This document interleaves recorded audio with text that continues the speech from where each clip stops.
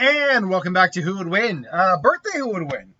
From Big Time True Death. It was your birthday yesterday. I didn't wish you happy birthday, but happy birthday, dude. And look, I feel like I feel like I'm kind of a broken record when I have to talk about this, but I do need to continue to address it anytime this happens because I get new people who subscribe and don't know things, and so it's all good. But still, if you want me to do a birthday request, a birthday Who Would Win, that is fine. But you can't give it to me on the day of your birthday. I already have a set schedule throughout the week. So I need at least a day prior to be able to adjust for that. That's why I bumped it off, because I'm like, I saw you say your birthday. You didn't actually request it, but then you put the suggestion in. So I'm like, okay, I figured that's what you were doing, and I'll just bump it to the next day. But in the future, if you want a birthday request, please, you got to give it to me at least a day prior.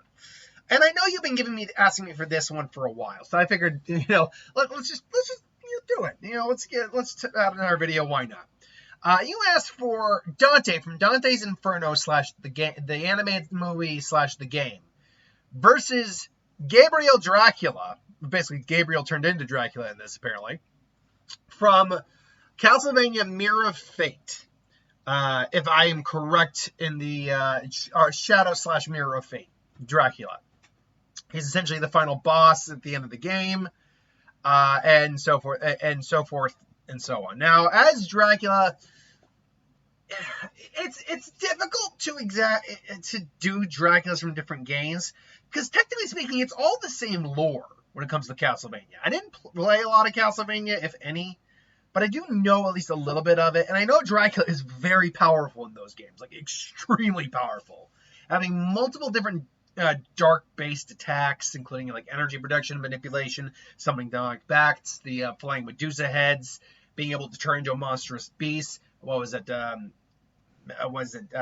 Demonic Magirta or something like that, which is actually a holy energy attack.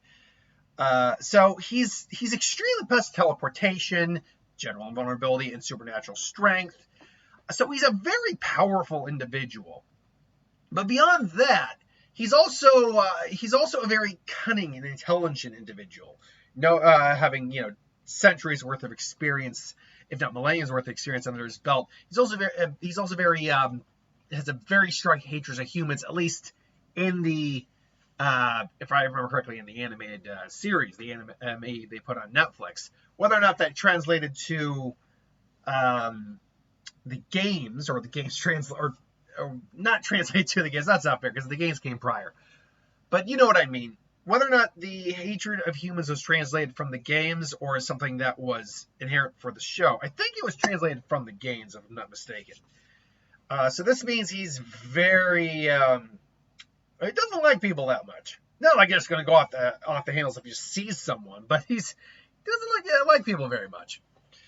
He's not infallible by any stretch of the means. He's been killed. Holy weapons or a stake through the heart is the general way to kill him. But holy weapons or abilities would be the general way to kill him.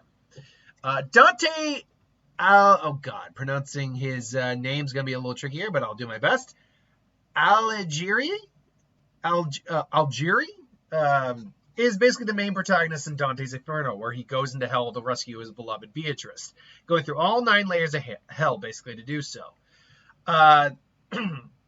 Because, thanks to the power of his scythe and cross, he is able to wield both holy and unholy abilities through these things. His unholy abilities, his death scythe, which Dante stole from him after he died, provided Dante with his malevolent unholy powers and most of his melee attacks. The scythe also has the ability to was also used to punish the shades and enemies and swing on the cliffs if there was nothing to hold on to. Whether it was used to attack, it usually gave a golden yellow aura off to show its unholiness. However, his holy abilities, which the cross came from the cross that Beatrice gave to Dante before he left to fight in the Crusades, held all of Dante's immense holy powers. All the attacks that Dante used from it are light blue colored, showing its holiness. The cross attacks are long range, could hold the enemies off. The cross was also used to absolve the shades and enemies when it was needed. Dante's physical abilities are pretty much second to none, at least in his universe.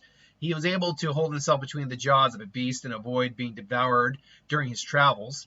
He overpowered the demons much larger than himself, lifted Chiron's head and tossed it over a cliff with minimal effort, and exerted enough strength to pull the other demon's head off by using his scythe, and even with his bare hands ripped them in half and pulled the others towards them. He was able to challenge and overpower even Lucifer himself, an immortal and most powerful angel of God in physical combat. That's impressive.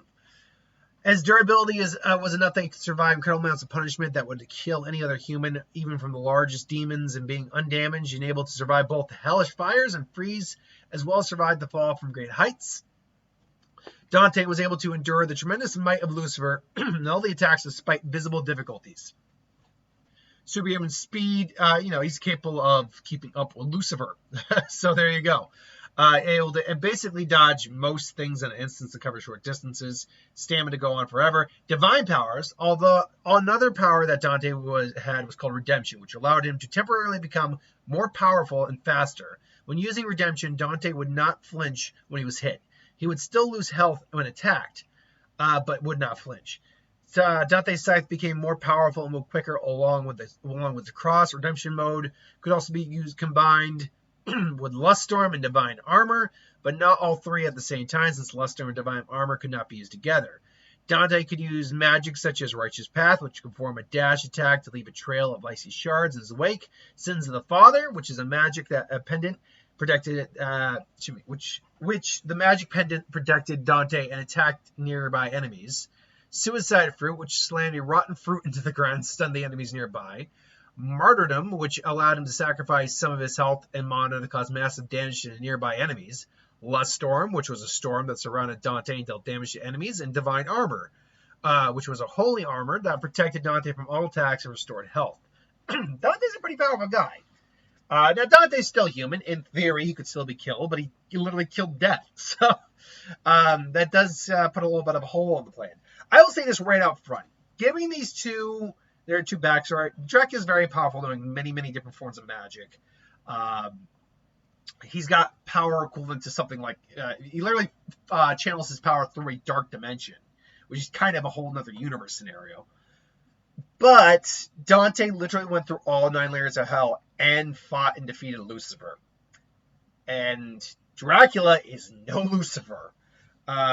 Granted... Because Gabriel did become Dracula, you can make an argument that maybe he kind of is equivalent. But I just want to be sure when they say that.